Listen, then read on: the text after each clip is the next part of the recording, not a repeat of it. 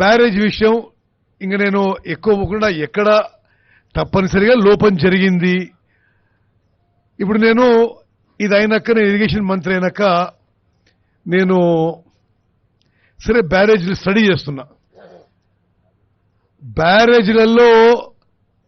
బ్యారేజ్లలో సాధారణంగా మీరు ధవళేశ్వరం బ్యారేజ్ కానీ ప్రకాశం బ్యారేజ్ కానీ భారతదేశంలో ఉన్న అన్ని బ్యారేజ్లు కానీ ప్రపంచంలో బ్యారేజ్లో స్టోరేజ్ కెపాసిటీ ఎప్పుడు 2-3 టీఎంసీ కంటే ఎక్కువ ఉండదు. మరి గతంలో ఎవరు ఇరిగేషన్ మంత్రులు మీకు తెలుసు. ఆయన్నే డిజైన్, ఆయన్నే కన్స్ట్రక్షన్, ఆయన్నే ఎంత నీళ్లు పెట్టాలి, ఎంత నీళ్లు వదిలిపెట్టాలి అంతేనే చెప్పేది కదా.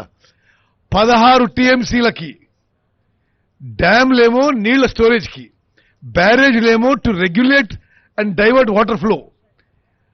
బ్యారేజ్ కట్టి 16 టీఎంసీ దాంట్లో వాటర్ స్టోరేజ్ చేసే వరకు రిపీటెడ్గా అది మొత్తం కాన్సెప్టు, డిజైను, కన్స్ట్రక్షన్ అన్నీ ఫెయిల్ అయిపోయి ఈరోజు మొత్తం కూడా తెలంగాణ ప్రజల మీద ఎవరు ఊహించని భారం పడుతున్నది.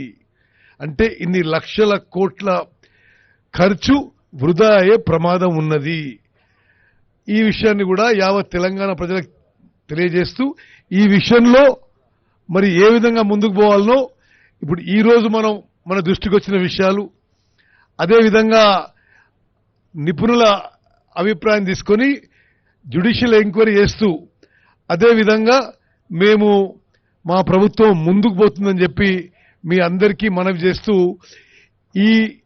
ఈ ప్రాణహిత చేవెళ్ల కాళేశ్వరానికి మార్చడంలో నిస్సందేహంగా అది నీటి లభ్యత ఇతర విషయాల కంటే రాజకీయ కోణం, ఇతర కోణమే ఎక్కువ కారణం అని చెప్పి మా సందేహం ఇప్పుడు అది క్లియర్ అయిపోయింది.